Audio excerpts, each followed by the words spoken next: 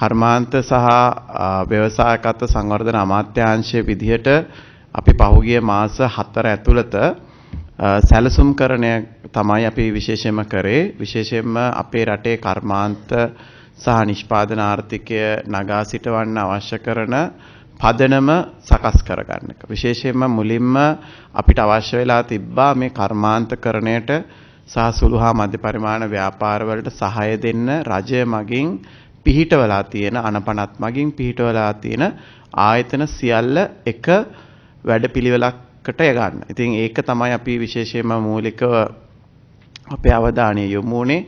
එතකොට කාර්මික සංවර්ධන මණ්ඩලය, අපේ නෙඩා ආයතනය, ජාතික ව්‍යවසායකත්ව සංවර්ධන අධිකාරිය, ඒ වගේම සුළු ව්‍යාපාර සංවර්ධන අංශය සෙඩ් කියලා අපි ප්‍රචලිත වෙලා තියෙන්නේ. ඒ වගේම ජාතික ඵලදායතා ලේකම් කාර්යාලය සහ අපනයන සංවර්ධන මණ්ඩලය. ඒතර ලංකාවේ මෑත ඉතිහාසයේ පළවෙනි වතාවට තමයි මේ සියල්ල එක වහලක් යට එක වැඩපිළිවෙලක් ඇතුළට එන්නේ.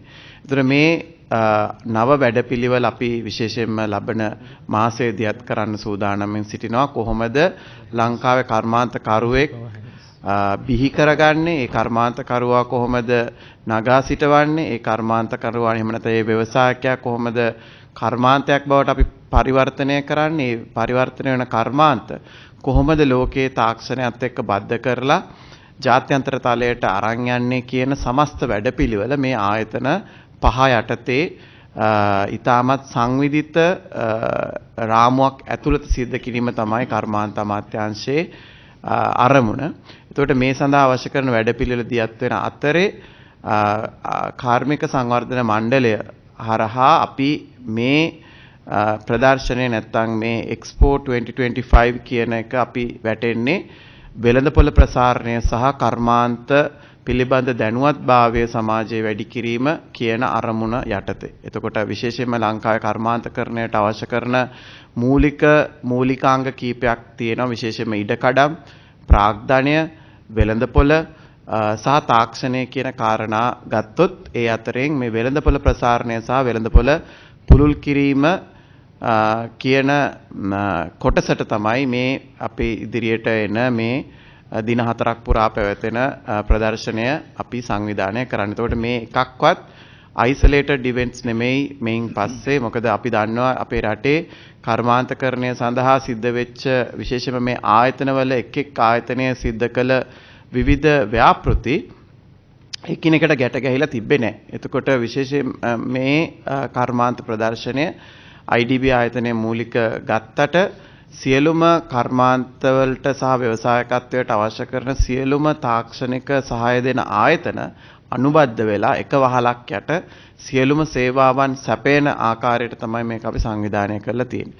ඒක පැත්තකින් අපි ගත්තොත් විශේෂයෙන්ම අපි රටක් විදිහට කාර්මිකකරණයට යන්න බැරි වෙච්ච රටක්. දෙවෙනි කාර්මික විප්ලවය, තුන්වෙනි කාර්මික විප්ලවය, හතරවෙනි කාර්මික විප්ලවය, මේ විප්ලව තුනම මග ඇරගත්ත රටක් විදිහට තමයි අපි ලෝකයට නිරාවරණය වෙලා තියෙන්නේ. අපිට විශේෂයෙන්ම ලෝකයේ ඵලදායිතාව, නිෂ්පාදනයේ ඵලදායිතාව වැඩි කරගන්න බැරි නිසා අපිට විශාල භාණ්ඩ ප්‍රමාණයක් ආනයනය කරන්න සිද්ධ වෙලා තියෙනවා. ඒ වගේම අපේ ඒ ගුණාත්මකභාවයේ සමස්තයක් විදිහට කර්මාන්තයක් විදිහට දියුණු වෙලා නැති නිසා අපිට ලෝක වෙළඳ පංගුවක් වෙනත් රටවල් වලට සාපේක්ෂව ලබා ගන්න බැරි වෙලා තියෙනවා. එතකොට මේ රජයේ ප්‍රධානම අරමුණ තමයි ලෝක සැපෙවුම් දාමවලට අපේ කර්මාන්ත කරුවා සූදානම් කිරීම සහ ඒ තරඟකාරීත්වය අඛණ්ඩව වැඩි කිරීම.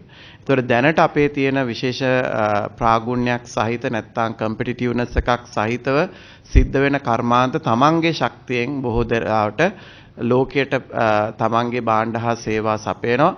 අන්න ඒකට අවශ්‍ය කරන මූලික පදනම, අවශ්‍ය කරන ශක්තිය, අවශ්‍ය කරන ප්‍රතිපත්ති රාමුව, අවශ්‍ය කරන තරඟකාරීත්වයට එළඹෙන්න අවශ්‍ය කරන සහාය ලබා දීම තමයි රජයේ වගකීම විදියට අපි විශේෂයෙන්ම බාරගන්නේ. එතකොට විශේෂයෙන්ම කාර්මික සංවර්ධන මණ්ඩලයේ වගකීම වෙනවා විශේෂයෙන්ම අවශ්‍ය කරන ඉඩකඩම් සැපයීමට ඔබට ගිහිල්ලා තාක්ෂණික සහාය සහ තාක්ෂණික පරිවර්තන සහාය ඩිජිටල් කරණය අවශ්‍ය කරන සහාය ලබා දීම. එතකොට මේ ක්‍රියාවලිය ඇතුලේ අපිත් එක්ක සම්බන්ධ කර්මාන්තකරුවන් අපිත් එක්ක සම්බන්ධ වෙලා නැති කර්මාන්තකරුවන් සහ රටේ ඉන්න සුළු හා මධ්‍ය පරිමාණ ව්‍යවසායකයන්ට එක ස්ථානයක තමන්ගේ කුසලතාවයන් තමන්ගේ හැකියාවන් තමන්ගේ නවෝත්පාදන එළිදැක්වීම සඳහා තමයි මේ අපි මේ ප්‍රදර්ශනය සූදානම් කරලා තියෙන්නේ. ඒ වගේම අපි ගත්තොත් එහෙම පාසල් ශාස්ත්‍රයේ විශේෂයෙන්ම IDB ආයතනයේ මැදිහත් වෙලා පාසල් වල ව්‍යවසායකත්ව සංවර්ධනය සඳහා පාසල් 561ක් සමග මේ වෙනකොට ගනුදෙනු කරමින් සිටිනවා. ඒකේ ව්‍යවසායකත්ව කව 1600ක් විතර තියෙනවා. ඒතර මේ පාසල් අංශයටත් මෙම ප්‍රදර්ශනයේ දොරටු විවෘත වෙනවා. ඒ වගේම තමයි අපි ගත්තොත් එහෙම මේ අපනයන ප්‍රමුඛතාවය ගත්තොත් අපේ රටේ ප්‍රධාන අවශ්‍යතාවයක් තමයි ආනයන ආදේශනය වගේම අපනයන ප්‍රමුඛතාවය. මේ දෙකේදීම කර්මාන්තකරුවෝ තේරුම් ගන්න ඕන දෙයක් තමයි ලෝකයේ ඉදිරියට යන්නේ තරඟකාරීත්වය තුල. ඒ නිසා ආරක්ෂණවාදී බදු ක්‍රම වලින් අපිට යම්කිසි දවසක ගැලවෙන්න වෙනවා. අන්න ඒ අවබෝධය සහිතව තමයි අපි කර්මාන්තකරුවොත් එක්ක විවිධ ශාස්ත්‍රවල වැඩ කරන්නේ. කොහොමද ලෝකයට ගැලපෙන ලෝකයට ඵලදායී ලෝකයට තරඟකාරීත්වය දෙන නිෂ්පාදනයක් කරන්නේ. ඒක අපනයන පැත්තෙන් වෙන්නත් පුළුවන්. අපනයන ආදේශනයේ දේශීය නිෂ්පාදන බව පවා අපි බලනවා කොහොමද මේ 4 වෙනි කාර්මික විප්ලවයේ තිබ්බ ඵලදායීතාව ළඟා කරගන්න. එතකොට මේ ප්‍රදර්ශනයට සමගාමීව මෙම මාසයේම අපි ජාතික ඵලදායීතා සම්මානය ලොන්ච් කරනවා ලංකාවේ නැවතත් කාලයකට පස්සේ තමයි ඒක එන්නේ. මොකද ඵලදායීතාව කියන එක තමයි අපේ ප්‍රමුඛතම අවශ්‍යතාවය කර්මාන්තකරණේ. ඒකට අවශ්‍ය කරන තාක්ෂණික සහාය දෙන ආයතනයක් තමයි IDB ආයතනය. ඒතර මේ සියලු සංකල්ප සහ මේ දෙන සහාය අපි එක වහලක් යටට ගේන්න තමයි මේ BMCH එකේ එළඹෙන මාසයේ මේ ක්‍රියාවලිය සිද්ධ කරන්නේ.